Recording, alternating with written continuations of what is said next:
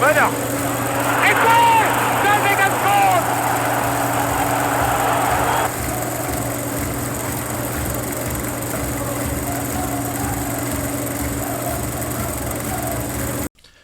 Hello and welcome to Voice of the Boys. This isn't a podcast, this is an extra wee episode as me and Jack are currently on our holly bags. Where are you? I'm in Dubai. Well, I'm not in Dubai, I'm here in this chair. But where are you currently when this goes out? In this chair. But this isn't going out when you're I'm in this chair. taking the chair with me. Okay, you're taking the chair with you. I am currently in Malta. And Jack, where have you taken the chair to then? Dubai. I've taken the chair to Dubai. Dubai. To the Celtic Lane training camp facilities. Smashing. Make sure you give Chris Julian a warm hello. Hello. He's there. He's in the pub now. Oh Jesus. But we'll just, that's a wee bit of a short video. It's not going to be a full podcast. We're just going to make a wee short video, 10 or 15 minutes. And the topic of today's video is your 10 favourite Celtic players that you have witnessed. Disclaimer. It's going to be in text. Oh, it's going to be in text. It's going to be in text. Right, okay. That's on you to edit that then. Oh, it's always me, everyone. Disclaimer, for the older generation, me and Jack are 21, 22. We haven't witnessed Henrik Larsson, we haven't witnessed the Seville team, we haven't witnessed the Lisbon Lions. These are players that we have witnessed across the last probably 15 Not years. just witnessed, competent to remember them. Yeah, so we have to have really remembered them. Yeah. Right, do you want to start? Or shall I Okay, start? Or should we do it one by one? Or do you want to go through your list of 10 and I'll go through my list of 10? I think one by one. One by one? One by one would be okay, I think. Okay, yeah. Okay, who's your number 10? So, I was debating whether to do mine in a particular order or no particular order, but I'm going to go in no. Well, we'll go in order, okay? Okay. So, my number 10 is Lee Griffiths. Now, I haven't put Lee Griffiths on my list, and it's a debate I had within myself for my list. So why is Lee Griffiths made your list? Well, I think it's hard to overlook, what he done for the club. Maybe the way he left the club and whatever happened there was a wee bit out of what we're looking for. But just the goals he scored in the time he was here, 130 odds, 123, I think. 123, sorry, nearly 130. Scoring over 100 goals for Celtic alone is a very special feat. But to get over that, by some margin. And just the amount of goals he scored for an important period of our club history, I think, it is hard to forget. Definitely. You got your number 10? My number 10 is someone who probably is my first player that I can really, really remember at Celtic. Shunsuke Nakamura. That goal against Man United, the goal against Rangers where it just swerves and he catches McGregor out. I think when growing up that was the first sort of player that I remember watching, and I remember just watching him how he played, and it was one you only remember a few players when you're younger from a certain team, and I would have been about 6 or 7, and Nakamura, Borok, Venegor of Hesselink, Nakamura definitely was elite level. He was. I don't think there's anything to say that he wasn't. The 3 years he gave to the club were magic. Oh, brilliant, absolutely brilliant, and he was regarded as one of the best players to play for Celtic from Asia, and he'll be regarded as one of the best dead ball specialists to ever play in this I think club. he's probably one of the best players that Celtic have had from the modern 21st century. Yeah, 100%, definitely. He was absolutely fantastic. Who's your number 9? So my number 9, I'm going to go Fraser Forster. Okay.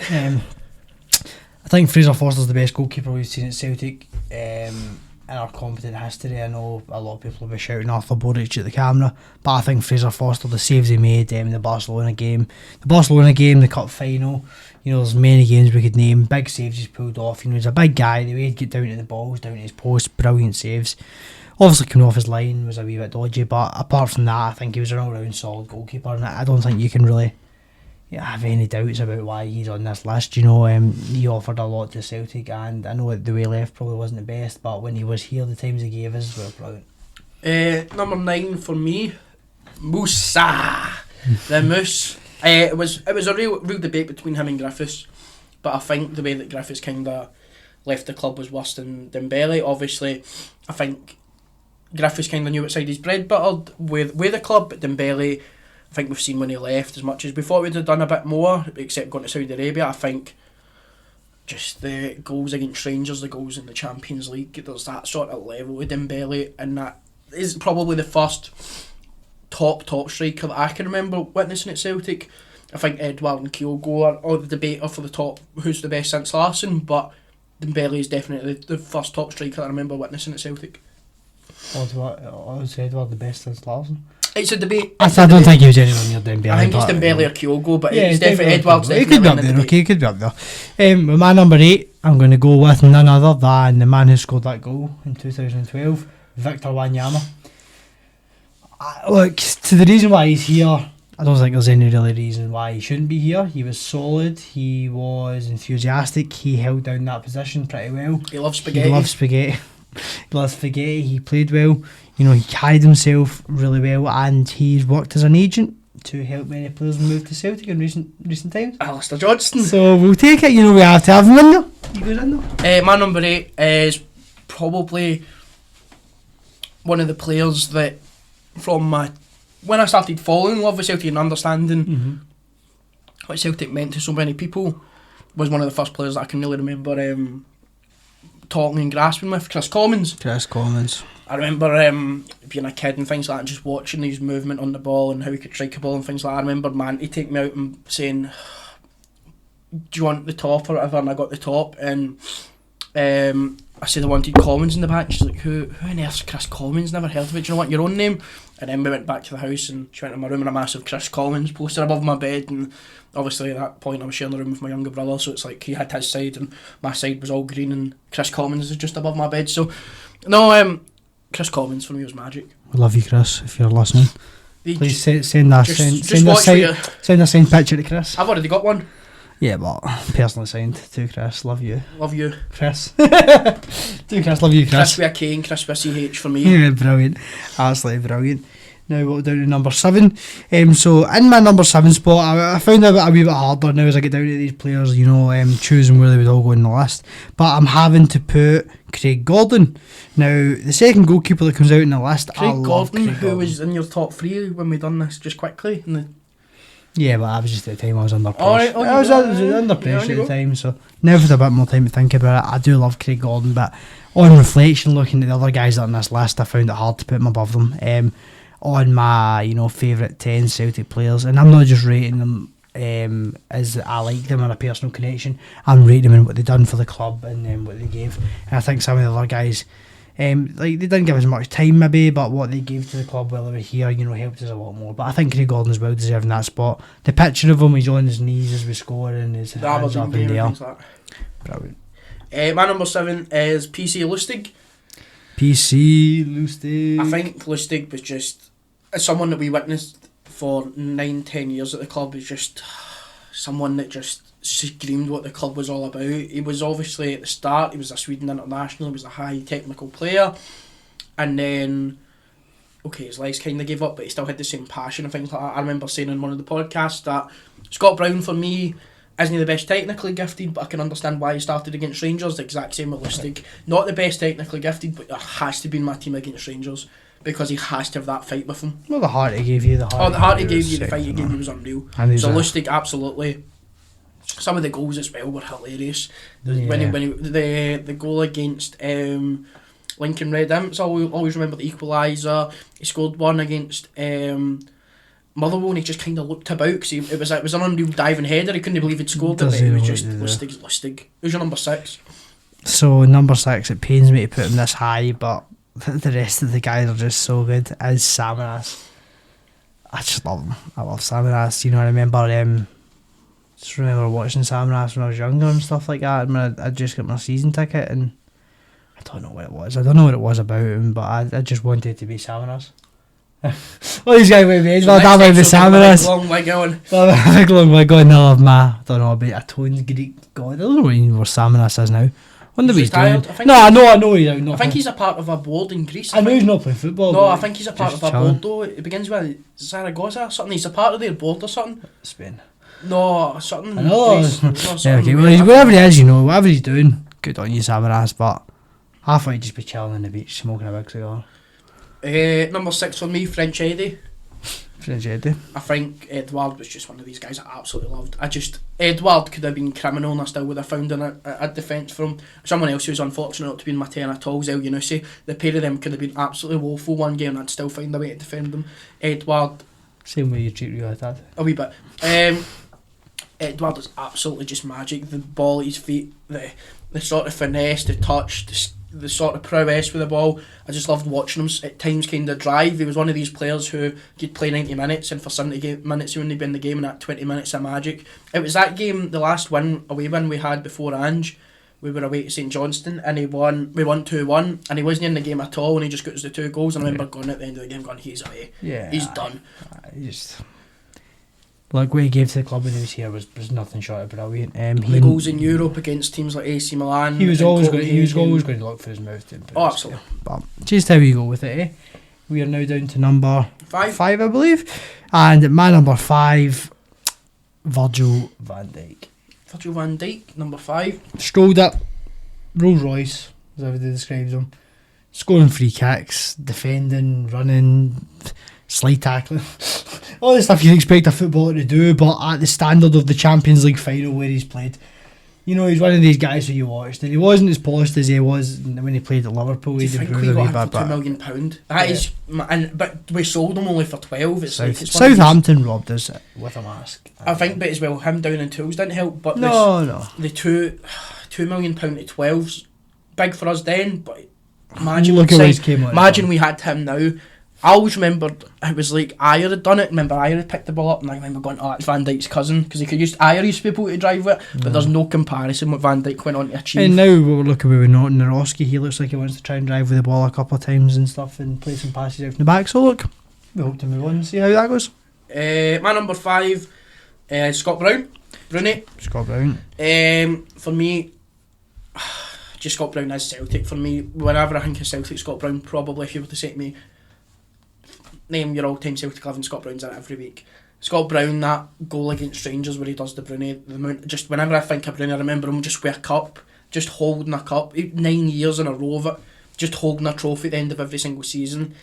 The sort of leader he was, just him staring straight down the tunnel, the battles in Europe, the battles of guys like Andy Halliday, people say Jeff, Joey Barton. When he was ready to go out in the field, you know, you couldn't, even his family could walk past him and he wouldn't. No, he is one of the last remaining top professionals that I can think of at Celtic. He is one of those ones who maybe before Rodgers came in was up for debate, but when Rodgers came in, he rejuvenised his career, and I always wanted someone more technical like John McGinn, but see, as I say, if you're playing Tynecastle or Ibrox, Scott Brown's in that team for me every day of the week. I think you're right there, Chris. I think you're definitely right. I would have wanted someone now you're going to be annoyed at me. There you go. Because we'll see. Now, on number 4, Chris. Number 4. Now, at number 4, unfortunately, I'm having to place my good friend Kyogo. As I feel what he's done for the club is brilliant, but he's not quite there yet. But after a couple of Champions League goals and another good season, he might as well jump up the board. But now I'm putting him at number 4 for what he's done, and to be at number 4 after 2 seasons in the top 10 Celtic is brilliant. You know, not a lot of guys have the pleasure of making the top 10. Thinking about players we see come in now at Celtic, especially for a small guy to come in, you know, and have the faith, and not only the faith but the pressure put on him that was under him at that time. You know, when he came in, not just from the team, from the fans. From the fans, I mean, from the fans. That's what I'm saying. From the fans, you know, the fans at that time was not a good time for Celtic when Ange had come in and he told us he was starting to sign players from Japan. A lot of people were turning against him, and he's proved everyone wrong. Like another guy, hopefully that will do soon, Ryan Fraser, and he has impressed us, and we can say nothing short of he will be a Celtic legend if he stays and keeps scoring goals. My number 4. Number 4. Gary Hooper. Gary Hooper was just Gary Hooper was just like when I was a kid, just the thought of being able to go into school on the Monday and go, oh, I seen Gary Hooper score, I seen Chris Coleman score. These guys were looking at exactly. Obviously, that's the sort of point where you were like, this is my Celtic team. Yep. And it was I loved that Celtic team, that Lennon first team, going away in Russia and winning, beating Benfica to get through and things like that in the Champions League.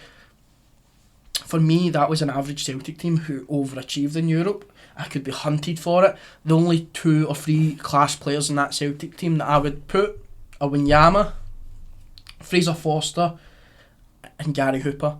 Scott Brown, maybe. The rest are average. and it's a team that really, really overachieved.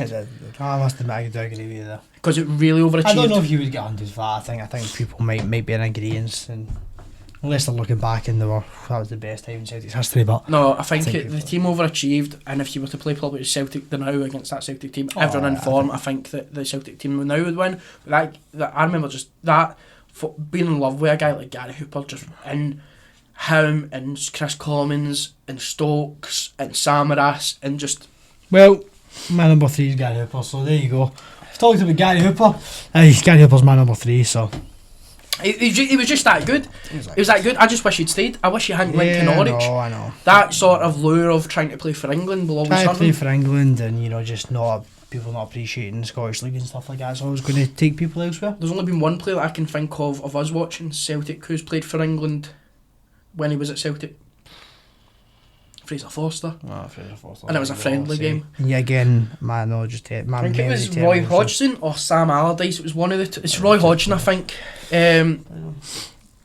My top 3 is very modern Celtic, and this is and I'm going to. Chris Sutton not getting any caps when he was Celtic? No, he didn't. He only got one cap, and it was when he was at Chelsea, I think.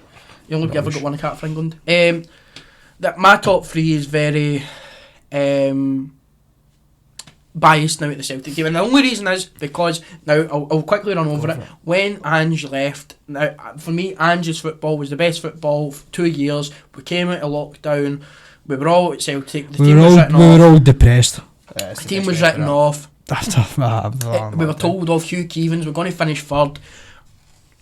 For me, my grandparents will go on about the Lisbon Lions, my dad will go on about Seville. We are now at the point now where this is our sort of, we can go out and have a drink after the game and go to Germany. This is when we're old men, this is it. We're talking but this is what I will. This is my Celtic. This is the team I love. Honestly, it is. This is just my team that I'm now like. No, we work hard, not just on the podcast. We work hard outside and work, and it's my sort of release. It's my I enjoy it. So number 3, I defend them every week. Celtic's biggest asset, Kyogo. Man, you could be higher in a couple of years, but you're definitely my number 3 then out. And you know what? I think honestly, stays another 3-4 seasons. He could match Larsson in goals. He probably could. I think he could if he keeps. If he keeps going. If he keeps going the way he's going. How many did Larsson get? 230, 240 odd. Well, you've got a wee bit to go, but if you stick it out, you definitely could. You'll be there. You definitely could. You could. I think you could. 30 goals a season, you could catch him. On you go. Number 3. So number 2 for you. Number 2 for me. My number 2 is going to be none other than Scott Sinclair. I knew he was going to feature in yours. I didn't know how. I love him. I just loved him. He's a bit like Ryan Fraser that you've just written. Well, this is no 3'5", you know what I mean? Nah, I loved Scott Sinclair. I love Scott Sinclair still. He loved Scotland, he loved Celtic. He came in and I remember him saying something, he felt he'd never been treated this way by fans. He's been at a lot of clubs. He's been at a lot of clubs, he'd never been treated this way anywhere else. Look, that's nothing to say about other clubs' fans. I'm sure they all treat their players differently and stuff. He was exceptional. I loved him. That first season he came in, the winner at Tynecastle and stuff. These are memories now. These are memories for me where it's going to stick in my mind. I've been a season ticket holder for 10 years now, and the way Chris looks at this Postecoglou team is the way I looked at that first Brendan Rodgers team, and I just loved it. I just loved every one of those players. I loved them all. And Scott Sinclair for me was a outstanding player.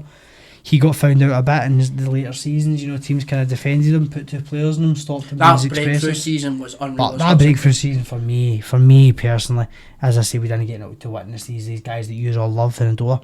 For me, he's number 2. I think as well with Scott Sinclair is the thing that I sometimes he never. So you see in the Champions League the first 2 seasons. Mm-hmm. The first season we done really, really well. I don't think he scored. He scored against Anderlecht. That was his only Champions League goal. So the first season he done really, really well in the Champions League. The second one, he was on and off.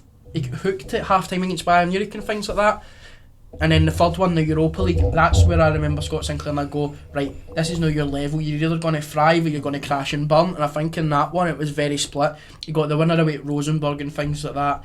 But then there was also games against Leipzig home and he done really, really well. Yeah. And there was games like Valencia and he was a goal. I think it's all hard because when we look into all these players in our top 10, some of them have all had their negatives.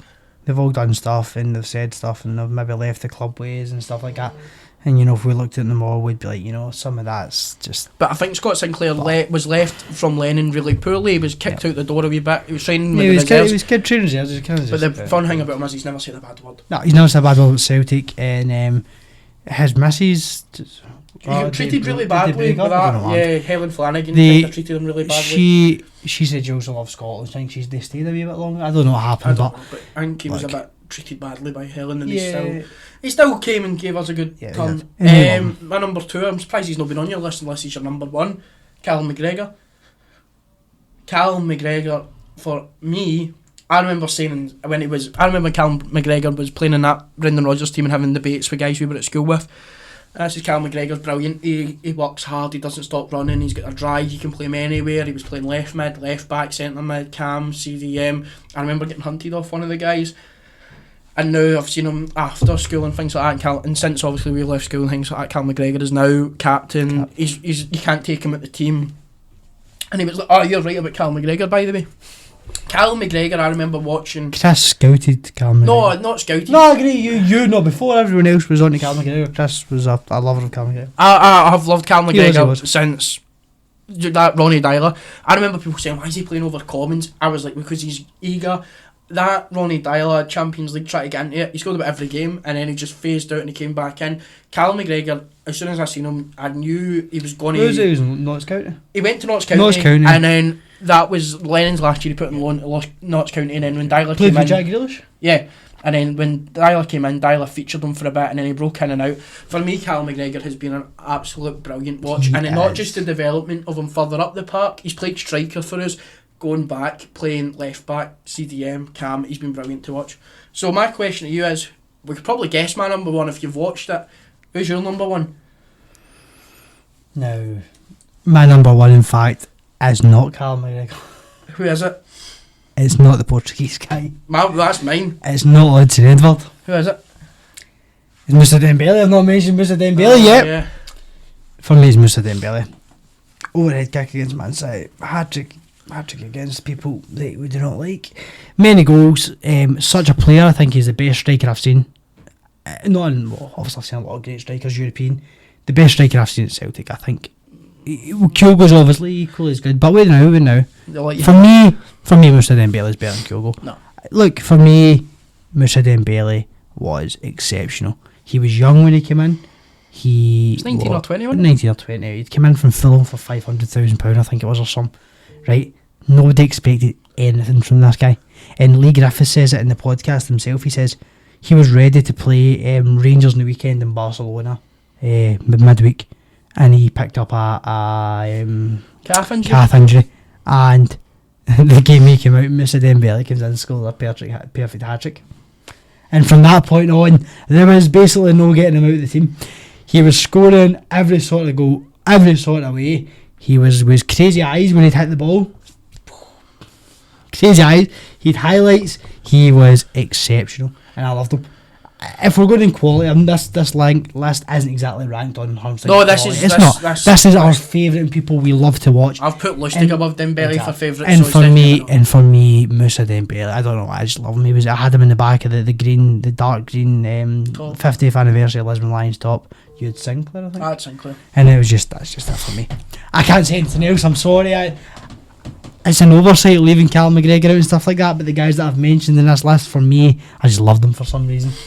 Number 1 for me, Jota. If you know me, you know it's Jota. The guy gave me so many memories. As I've said, the top 3 has kind of been round Andrew's team, because that is my Celtic team. Us going to get beers and things like that, going to Germany, stickers, all of it. Just Jota. Just the whole Jota was amazing, and it's my player that I will always if you say to me who's a player that gets you off your seat, Jota's probably top of the list. Him or Kyogo.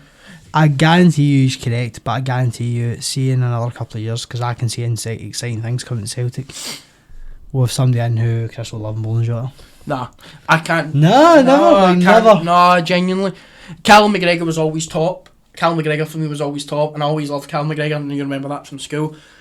And I just witnessed Jota come in, and just because it's like as I said, COVID and all that, I've season ticket 4 years now.